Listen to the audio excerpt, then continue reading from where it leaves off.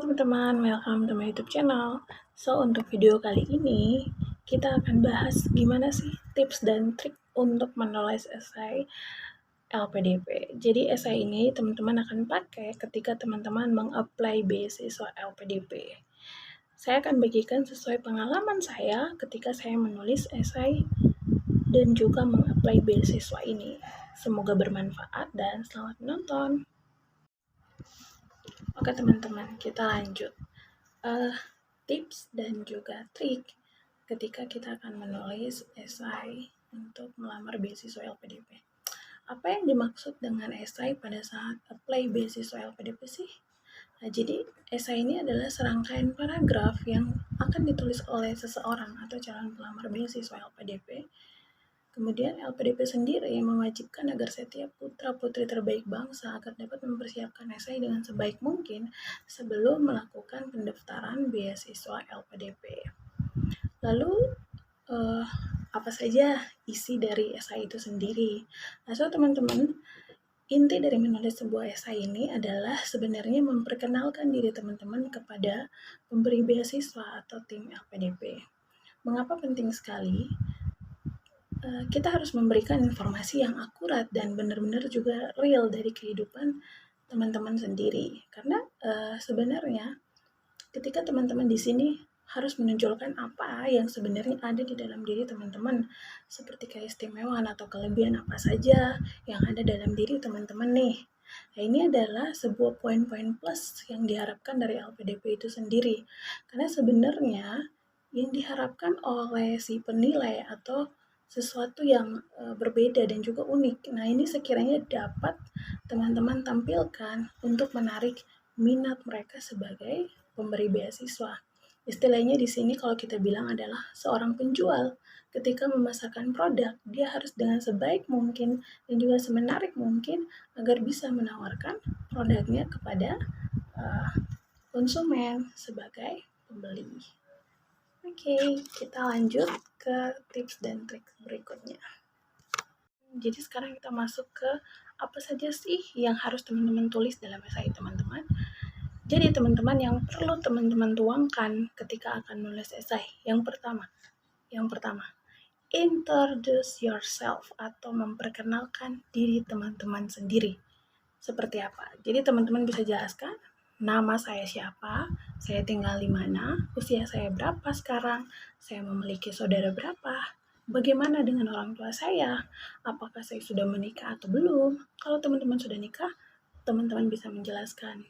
Kemudian, teman-teman juga bisa nih jelaskan dari universitas mana, jurusannya apa, pernah berorganisasi apa, pernah bekerja di mana, dan kemudian pengalaman penting lain yang menurut teman-teman cukup relevan dengan kehidupan dari teman-teman sendiri.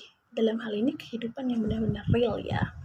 Yang kedua, teman-teman bisa menambahkan kelebihan dan kekurangan saya. Jadi, teman-teman sendiri pasti tahu dong gimana kelebihan dan kekurangan saya. Tapi, pada saat menjelaskan kelebihan dan kekurangan, teman-teman tidak serta-merta menjelaskan kekurangan teman-teman tanpa memberikan sisi positifnya. Seperti apa? Jadi, teman-teman ketika bilang kayak gini ya, contohnya saya belum aktif berbahasa Inggris, tapi belakangan ini saya sudah sering menonton YouTube untuk memperbanyak vocab saya. Ini adalah solusi yang teman-teman bisa lakukan ketika teman-teman memperkenalkan diri terkait dengan kelebihan dan kekurangan saya.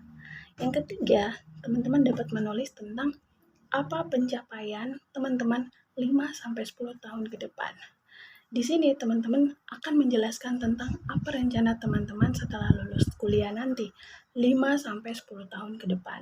Teman-teman dapat menjelaskan seperti saya memiliki pencapaian terbesar dalam diri saya, yaitu seperti kemudian rencana saya untuk membuat pencapaian ini itu apa, kemudian 5 tahun ke depan saya mau buat apa dari pencapaian saya di hari ini, kemudian setelah 5 tahun, pastilah 10 tahun ke depan saya akan mempunyai sesuatu yang akan saya wujudkan gitu. Tujuan saya melakukan pencapaian ini untuk apa saja. Jadi waktu saya menuliskan bahwa saya akan menjadi contohnya dosen ya, saya kemudian akan mengajar 1 tahun, kemudian saya memperdalam skill bahasa Inggris saya selama 1 tahun, Dan yang tahun ketiga, saya akan mempersiapkan penelitian saya untuk melanjutkan studi S3 saya di tahun yang ketiga sampai tahun yang kelima. Kemudian, saya juga akan mengabdikan diri kepada daerah-daerah terpencil, mengajar di tempat-tempat yang mana mereka masih membutuhkan uluran tangan pengajar. Kemudian saya akan membuka suatu lembaga untuk anak-anak yang misalnya putus sekolah dan kerinduan mereka untuk sekolah lagi. Di sini saya meyakinkan bahwa dengan pencapaian saya seperti ini, tentunya di masa mendatang akan melahirkan generasi muda Papua yang semakin cerdas dan juga siap bersaing di perkembangan era digitalisasi yang semakin canggih. Harapan saya apa? Harapan saya adalah pendidikan di tanah Papua semakin maju dan semakin siap untuk bersaing dengan dunia luar. So, teman-teman, di sini penting sekali untuk teman-teman bisa meyakinkan kepada pemberi beasiswa bahwa mereka tidak salah uh, memberikan beasiswa ini kepada teman-teman gitu. Saya rasa teman-teman pasti tahu lah kelebihan dan kekurangan teman-teman apa, bisa teman-teman jelaskan. Kemudian pencapaian teman-teman di 5 tahun sekarang akan berdampak ke 10 tahun ke depan. Itu yang paling penting ketika teman-teman menjelaskan kepada pemberi beasiswa. Contohnya teman-teman mau jadi apa di tahun setelah teman-teman lulus, kemudian mau membentuk apa di 10 tahun ke depan, dan harapannya yang paling besar adalah untuk apa di 10 tahun ke depan nantinya. Oke teman-teman, kita masuk di poin yang tidak kalah pentingnya, yaitu menjelaskan tentang mengapa saya ingin mengikuti beasiswa LPDP. Kalau pribadi saya sebenarnya, saya sendiri sewaktu S1 selesai, saya sudah ingin melanjutkan studi S2. Namun karena terkendala biaya, saya harus menurunkan niat dan akhirnya harus bekerja dulu. Setelah bekerja cukup lumayan, akhirnya saya bergumul untuk bisa mendapatkan beasiswa LPDP ini. Jadi waktu itu ceritanya saya sering sekali lewat depan auditorium Uncem, saya bilang, kapan ya bisa melanjutkan studi saya, studi S2, dan akhirnya di tahun 2021 saya ketemu satu akun, dan akun itu dia menjelaskan bahwa sekarang LPDP membuka kesempatan bagi beasiswa putra-putri Papua yang ingin melamar beasiswa tanpa harus menggunakan sertifikat TOEFL. Ini kemudian memotivasi saya untuk saya harus bisa cek nih websitenya LPDP. Akhirnya di tahun 2022 saya mengapply beasiswa itu di gelombang kedua, dan saya ketika nge-apply-nya sekali dan puji Tuhan saya langsung lolos. Kemudian saya mengikuti tahap-tahapnya, jadi dari seleksi administrasi, substansi, hingga yang terakhir yaitu wawancara. Nah, di sini yang menjadi alasan terbesar saya jelaskan. Jadi sebenarnya impian saya itu menjadi alasan kenapa saya ingin melanjutkan studi saya. Dan saya juga jelaskan itu benar-benar saya tulis di dalam esai saya, apa yang paling penting yang mendasari saya sehingga saya ingin melamar beasiswa gitu. Saya juga memberikan gambaran kepada pewawancara bahwa bermimpi saja sebenarnya tidak cukup, apalagi dengan mimpi yang besar kita harus punya action yang besar juga. Nah, inilah yang kemudian mendorong saya bahwa kalau bukan kita, siapa yang mau memulai. Nah, akhir-akhir ini semua orang bisa menjadi seorang pemimpin, tapi tidak semua orang bisa memimpin. Dan saya sangat yakin bahwa inilah tempat saya di LPDP ini. Saya bisa mewujudkan mimpi saya bersama LPDP dan Indonesia. Kemudian bangkit bersama untuk pendidikan di tanah Papua. Saya juga menjelaskan pengalaman paling berharga dalam hidup saya. Saya rasa setiap kita pasti punya nih pencapaian terbesar dalam hidup kita ya. Saya pikir inilah waktunya teman-teman bisa menuangkan di dalam esai teman-teman, sekaligus bisa disampaikan. Inilah yang kemudian memotivasi teman-teman ke depannya nanti. Yang terakhir, teman-teman jangan lupa memberikan kata-kata motivasi yang menarik. Kenapa? Karena ini poin yang cukup penting ya. Untuk tim pembaca, mereka menilai, dan sekiranya apa yang mereka baca harus meninggalkan sesuatu yang unik untuk mereka.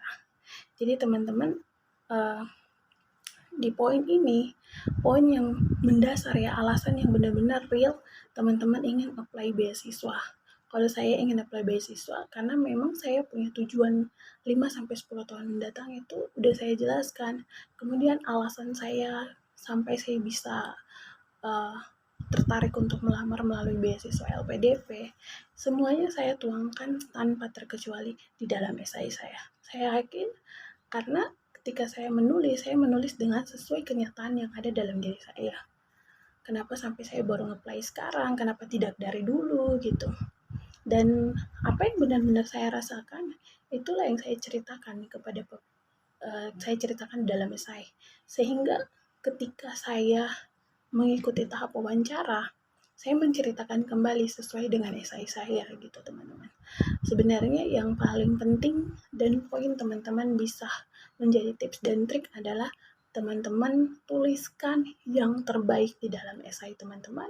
Kemudian tulisan itu adalah apa yang benar-benar teman rasakan, apa yang benar-benar teman alami, sehingga ketika teman-teman ditanya mau dibolak-balik pertanyaan apapun itu, teman-teman harus bisa komitmen dengan jawaban yang teman-teman tulis. So teman-teman, semoga tips dan trik ini bermanfaat, dan jangan lupa untuk komen kalau misalnya kalian ingin dibuatkan lagi video-video menarik lainnya. Dan thank you buat teman-teman yang sudah menonton video ini. See you next video.